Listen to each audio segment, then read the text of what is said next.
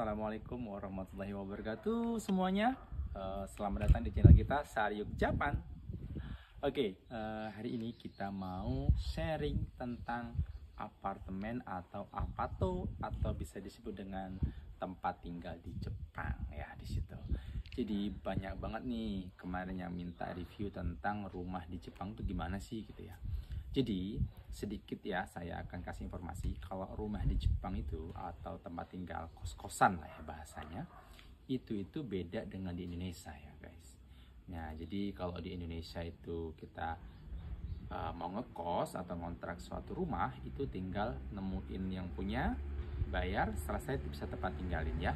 Kalau di Jepang itu berbeda, kita harus lewat agensinya ya. Tapi untuk jelasnya nanti saya akan jelaskan di video selanjutnya. Oke, kali ini kita mau bahas tentang rumah yang saya dapat saat ini gitu ya. Ini dia rumahnya guys. Nah seperti itu ya. Dan saya akan review dulu dari lingkungan sekitar saya. Nah ini ya, lingkungan sekitar saya ini adem dan asri banget ya. Karena depan saya ada koeng. Nah ini adalah koeng tempat anak saya main. Jadi anak saya itu kalau pulang sekolah bisa main-main di taman dekat dengan rumah saya. Sengaja saya cari tempat tinggal yang nyaman ya untuk anak-anak seperti itu. Ini taman, kemudian di sana juga masih banyak pohon ya. Bawah ada sawah juga ya. Jadi tempatnya juga tidak terlalu rame, nyaman ya seperti itu. Dari stasiun ke tempat tinggal saya ini paling sekitar jalan kaki 5 menitan. Ya, dan untuk catatan, di Jepang ini rumah atau apartemen yang semakin dekat dengan stasiun harganya juga akan semakin mahal ya, seperti itu. Jadi tergantung daerahnya ya, seperti itu. Daerah yang padat, yang ramai itu akan semakin mahal harga sewa rumah tersebut ya, seperti itu. Dan juga dari kamar ya, kamar dalam rumah tersebut ada berapa kamar itu juga menentukan dari harga rumah tersebut. Oke, nanti kita akan spill di video selanjutnya ya, seperti itu. Oh iya, untuk informasi saya dapetin apato ini saya cari di internet ya, di website Shibiru. Ini ya, Shijo ya, Shisumo seperti ini. Selain aplikasi ini juga bisa dari aplikasi yang lain ya, seperti IHEA dan lain sebagainya. Semuanya bisa dicoba ya. Jadi untuk sewa rumah di Jepang ini bisa lewat aplikasi, atau kalian bisa langsung ke agensinya, datang ke tempatnya langsung juga bisa ya, seperti silakan pilih yang mana aja boleh. Oke, langsung kita mau coba lihat nih sedikit tentang rumah yang baru saya tempati. Oke, kita jadi kita tinggal di lantai 2 ya, seperti itu. Dan karena ini apato itu beda sama mansion ya. Mansion itu bisa 5 tingkat, 7 tingkat, dan jumlahnya bisa sampai 20-25 ya. Tapi kalau apato Jepang itu biasanya cuma 2 tingkat seperti ini ya, 2 tingkat seperti ini, dan jumlahnya nggak terlalu banyak ya, paling sekitar 6, 7 ya, dan nggak terlalu ramai. Jadi untuk orang-orang yang nggak terlalu suka dengan tempat-tempat yang begitu ramai, bisa cari di apato aja ya. Oke, ikutin guys tempatnya seperti ini. Nah ini kita naik di lantai 2. Tempat saya ini satu blok ini 4 kamar. Ini baru terisi 2 kamar ya, yang 2 lagi masih kosong. Depan ini masih kosong ya. Jadi bawah ini tadi ada orang satu. Dan di atas ada tempat kita satu ya. Jadi tempatnya enak ya, di sini nyaman. Pemandangannya juga ya seperti bisa dilihat, nyaman, tenang, asri, mantap. Let's go, lanjut lagi, kita naik ke lantai 2 ya. Oke, dan di setiap apartemen itu atau apatop selalu ada shokaki atau pemadam kebakaran, pasti ada ya. Jadi kalau ada apa-apa gercep ya. Kalau Jepang ini tempat saya 3 DK ukurannya, karena anak saya 3. Jadi harus cari yang 3 digi atau 3 kamar. Assalamualaikum. Nah, oke, silakan masuk. Nah, pertama ini namanya gengkang atau tempat sepatu. Kalau di Jepang, setiap awal pasti ada namanya getabako atau tempat sepatu ya. Tempat sepatu seperti ini, isinya sepatu semua. Jadi kalau ada tamu juga, ini bisa masuk di sini. Ini ada si bocil saya.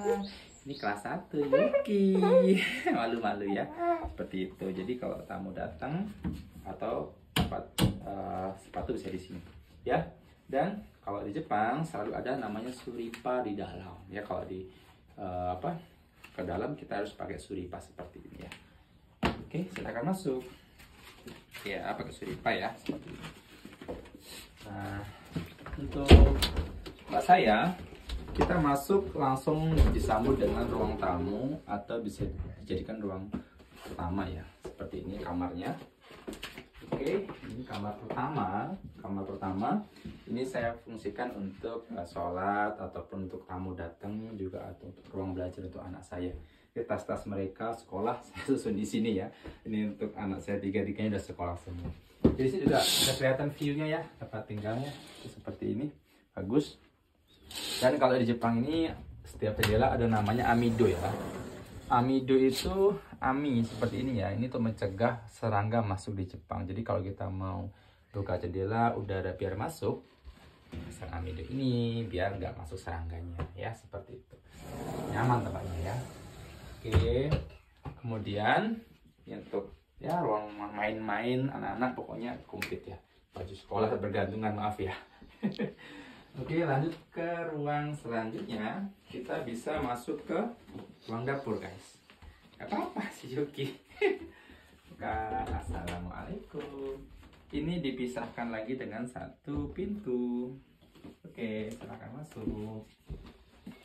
Ya, ini masuk ke ruang dapur saya. Maaf gelap ya, saya akan nyalakan lampu. Oke, masuk. Ini ruang dapur saya. Ruang dapur tengah ya, nggak begitu gede tapi cukup ya untuk lemari. Ada mesin cucinya ya seperti sini. Ada kulkas di sebelah sini dan dapur di sebelah sini ya. Dan di Jepang ini memang tempat dapurnya nggak segede kayak di Indonesia yang besar ya. Tempatnya sekitar 4 meter ya, 3,5 meter sampai 4 meter, tapi sudah sangat cukup efisien ya. Seperti menurut saya sih efisien karena di dapur juga barang-barangnya tuh seperlunya saja, nggak semua ditumpuk banyak kayak di Indonesia sering kayak ada orang hajatan dan sebagainya harus besar ya. Kalau di sini nggak seperti itu, jadi seperlunya dan simpel. Dan kalau di Jepang kita wajib ya kalau di kompor harus kasih seperti ini ya. Karena apa? Karena kalau kita di Jepang tinggal di apartemen seperti ini karena kita sewa, nanti kalau kita pindah itu dicek lagi sama agen apartemennya, ada yang rusak atau enggak, ada yang kotor atau enggak. Dan kalau sampai ada yang rusak, itu kita kena denda untuk menggantinya. Jadi kita harus sebisa mungkin meminimalisir hal tersebut. Makanya saya kasih seperti hidung seperti ini, biar tidak nempel-nempel di sini, biar tidak kotor ya. Jangan lupa ya, hal sepele tapi nanti besar loh, dendanya lumayan, bisa sampai jutaan ya, seperti itu. Dan ini kaki sen kalau kita masak. Kemudian maaf ya, agak sedikit luar biasa berantakan ya, seperti ini adanya. Ini lanjut gabung dengan ruang kamar mandi saya ya, seperti ini. Ini silakan masuk sini. Ini ada namanya semenjo. Nah, semenjo ini tempat kita untuk cuci sikat gigi, cuci tangan, wastafel, segala macam ya, bahasa Jepangnya semenjo. Nah, seperti ini. Kemudian di sini ada kamar mandi saya. Ya, kamar mandi saya seperti itu. Sebelumnya ini belum yang shower ya, kamar mandinya yang masih zaman dulu, tapi saya ganti sendiri. Kemarin saya beli dan saya ganti sendiri, bisa ya. Nanti bisa lihat tutorial di TikTok saya, atau nanti saya akan buatkan part khusus ya buat ganti caranya gimana. Oke. Kemudian di sebelah sini ada yang namanya ofuro ya, tempat mandinya. Nah ini tempat ofuro saya. Jadi untuk bathtubnya dan showernya seperti ini. Jadi lengkap ya, karena di Jepang ini ukuran kamar mandi tuh kecil tapi simple, fungsinya ya sangat-sangat mantep lah menurut saya ya. Tadi baru kamar satu ya, ini ada kamar kedua dan ketiga. Ini kamar saya ya, seperti ini, maaf berantakan seperti ini ya. Ininya amannya, ini ada meja untuk ngejain tugas-tugas perusahaan ataupun sekolah anak saya, karena anak saya 3 kerjanya juga ada brosurnya numpuk kadang-kadang ya, seperti ini. Dan langsung ke balkon ya, balkon, kita ke balkon. Jangan lupa kalau kita buka ini harus ada amidonya ya, ini amido yang tadi ya, biar serangga nggak masuk. Kita mau lihat view-nya juga boleh ya, kita lihat keluar view-nya. Maaf, jemurannya luar biasa. Nah, view-nya juga bisa lihat dari sini ya, tamannya ya. Tuh, dari balkon juga bagus ya, tamannya juga bisa.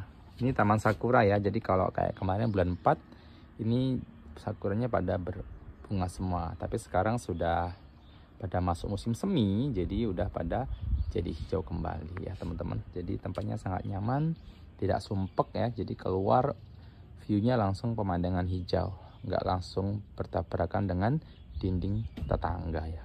Jadi seperti ini pemandangan dari balkon rumah saya. Oke ya teman-teman ya. Oke, setelah dari balkon kita akan ke kamar anak saya. Oke ya, ini kamar kedua ya, karena dia 3 DK, jadi 3 kamar 1 dapur. Kalau 3 LDK 3 kamar 1 dapur 1 living untuk ruang tamu. Jadi kalau 3 DK sama 3 LDK itu beda. Oke, ini kamar anak saya ya, kemana saya. Ini anak bapaknya lagi pada mainan, karena ini memang hari libur sekolah, hari Sabtu memang saya bebasin untuk main laptop dan HP. Tapi kalau pas sekolah mereka tidak boleh, memang harus ada jam-jamnya untuk anak-anak ya. Seperti ini anak saya 3 ini sudah kelas SD semua, kelas 1, kelas 3 dan kelas 5 ya, seperti sama. Ini balkonnya juga nyambung ya sama tempat saya tadi, ini tempat tidur mereka. Seperti itu ya teman-teman ya. Jadi oh iya, lemari di setiap kamar pasti ada ya, lemari seperti ini setiap kamar pasti ada satu-satu ya, seperti itu. Dan pintunya semua masih slash ya, bukan yang pintu seperti di Indonesia ya, seperti ini. Oke ya, seperti ini pintunya. Nah, itu perbedaannya kalau 3 LDK sama 3 DK yang tadi. Kalau 3 LDK itu ada livingnya, kalau 3 LDK ada livingnya, kalau 3 DK itu enggak ada. Punya saya ini 3 DK ya. Tapi alhamdulillah sudah cukup dan nyaman untuk keluarga saya. Tentang perabotan ya, untuk di Jepang ini kalau kita sewa apartemen atau apa tuh seperti ini perabotannya nol, nggak ada sama sekali. Jadi clean, semuanya benar-benar bersih, nggak ada satupun perabotan yang ada ya. Jadi semuanya ini kita harus beli sendiri dan angkut sendiri ke sini, nggak ada yang menyediakan. Beda ya sama di Indonesia, kadang-kadang ada yang udah ada yang ada. Tapi kalau di Jepang nggak ada ya, semuanya harus benar-benar kita sendiri yang bawa. Dan lumayan ya, kalau kita beli baru tuh ya harganya lumayan. Tapi alhamdulillah saya dapatin semua perabotan ini tuh 0 yen atau bisa dibilang gratis. Oh, kok bisa gratis? Iya, di Jepang ini kayak seperti ini, kulkas ya, mesin cuci, lemari ya, tempat tidur atau segala macamnya itu bisa dapat gratis. Nah, caranya gimana? Seperti kulkas, mesin cuci, banyak kok teman-teman kita yang seandainya mau pulang di Indonesia atau orang Jepang juga yang mau pindah apartemen, yang pindah ke tempat prefektur yang berbeda, itu mereka malas bawa kadang-kadang ya, jadi ditinggal atau dibuang Karena di Jepang ini kalau kita mau pindah dan kita mau buang barang seperti kulkas, TV, ya mesin cuci, itu kita mau buang barang tuh harus bayar loh ke pemerintah untuk buangnya. Dan barang ini benar-benar masih 90% bagus banget, ya nggak rusak.